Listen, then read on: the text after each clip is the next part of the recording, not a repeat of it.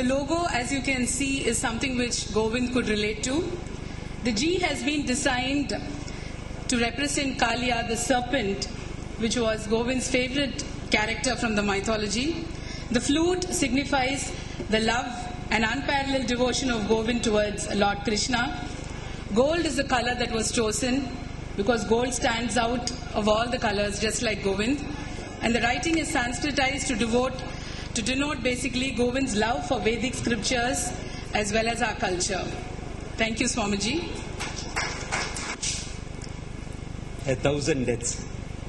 The valiant die but once. I'm sure all of you knew Govind better than me.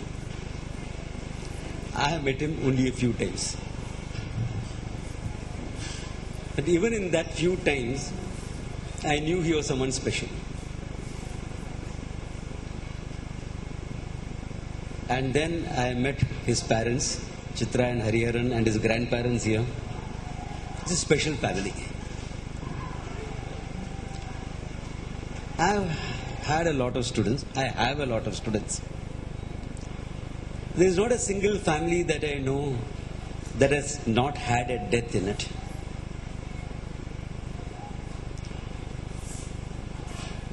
And we all grieve and come to terms with death in our own ways.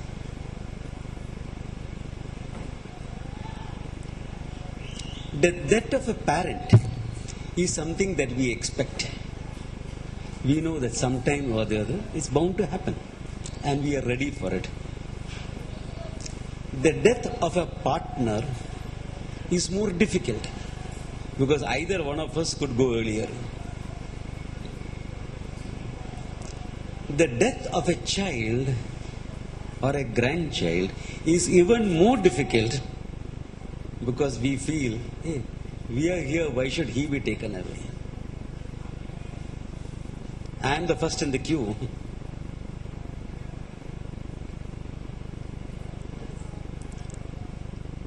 Sometimes I use a Bombay example for that. Sorry, Mumbai example for that. That standing in queue for death is like a Mumbai bus queue. There is a queue, first, second, third, fourth. But when the bus comes, the first person inside is not necessarily the first person in the queue. Death is the same. And I've seen this family come to terms with death in the most beautiful manner ever. It's rare to see that. Very rare. As I said, I have so many students, so many people I've met all over the country. I've rarely seen a family dealing with it so well. Especially the mother. Not easy. It's never easy for the mother. The most difficult for the mother. But the way they have handled it is brilliant. So much so that when I said today, shall I speak a little bit about death and grieving and handling about death? He said, no, let us make it positive. Govind was so positive. Let us talk about life and its purpose.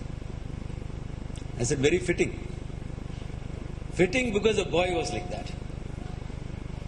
Fitting also because it is death that gives meaning to life.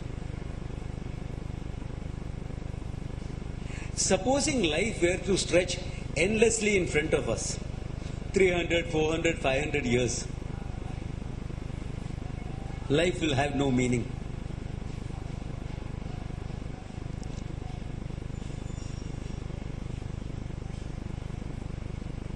This is a lesson I learned as a child. I come, my native place, as we used to say, is God's own country, Mallu land. And naturally, when I was young, you know what holidays are meant for. Going back to native place. I mean, we joke about it in today's life because today we have so many holiday destinations to go to. But there is something beautiful about that, about getting in touch with your cultural roots. There's something beautiful. There's also something beautiful about going elsewhere. Okay, let's have a balance. And I must have been about 10, 11-year-old. And I used to roam all over the countryside. So I went to the river. There's a river flowing close by, about half a kilometer away. And I found this old man sitting by the river. He seemed very sad. He seemed ancient to me. I don't know how old he was. To a 10-year-old, anyone 30 plus is ancient, okay?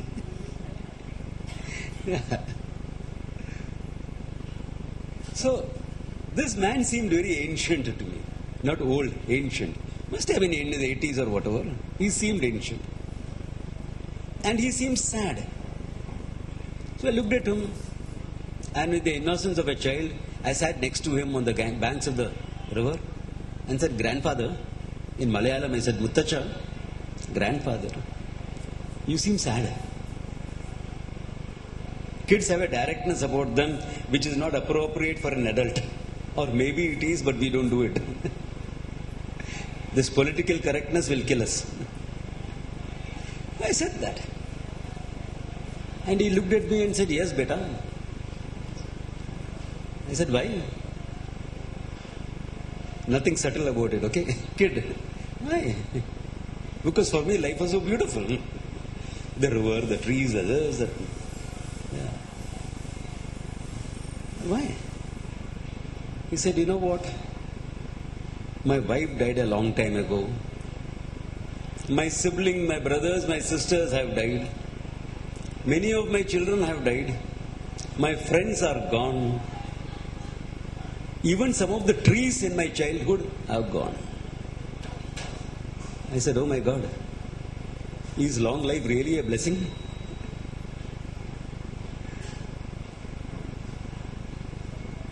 That day I started thinking, nay, there has to be some end.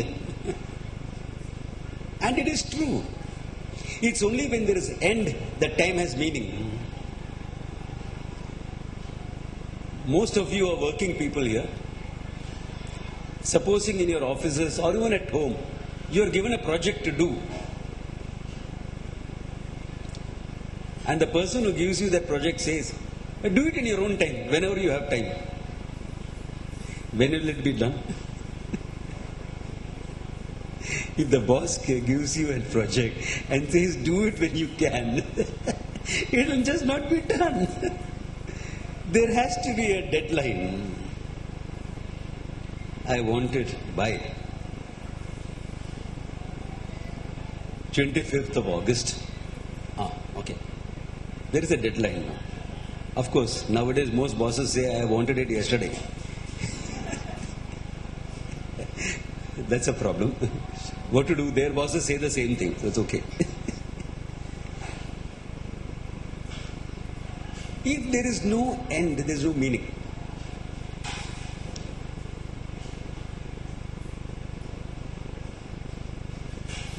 And there is a definite end for all of us. Like it or not, there is this end. We think death comes after a long time. Death is your silent companion